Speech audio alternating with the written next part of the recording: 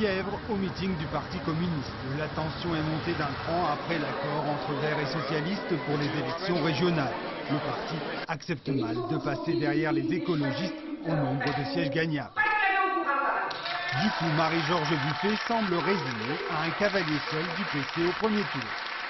Bousculer, transformer, voire, j'ai envie de dire, révolutionner la gauche.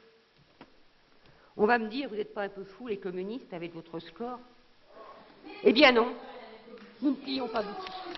Et pour ramener du monde dans la boutique et sortir de son isolement, le PC paraît prêt à faire liste commune avec le mouvement social.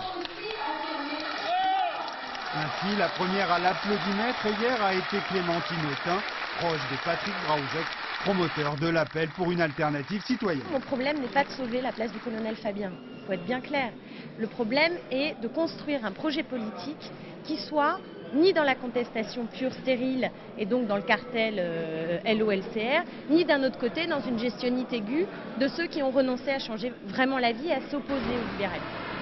Objectif donc de Patrick Braouzek et ses alliés, occuper un espace entre extrême gauche et Union Vert PS.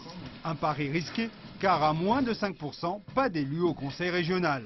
Le député communiste de Saint-Denis a donc proposé à nouveau ce matin une liste au label Mouvement Social et non pas PC.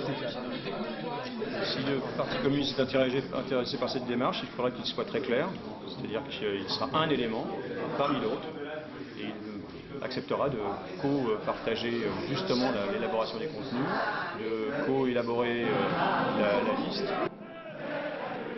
Marie-Georges Buffet peut-elle prendre la tête d'une telle liste? La question n'est pas à l'ordre du jour pour les militants franciliens qui votent la semaine prochaine pour ou contre une liste autonome du PC. Hésitation et division restent au programme d'un parti pris de vertige devant une échappée en solitaire.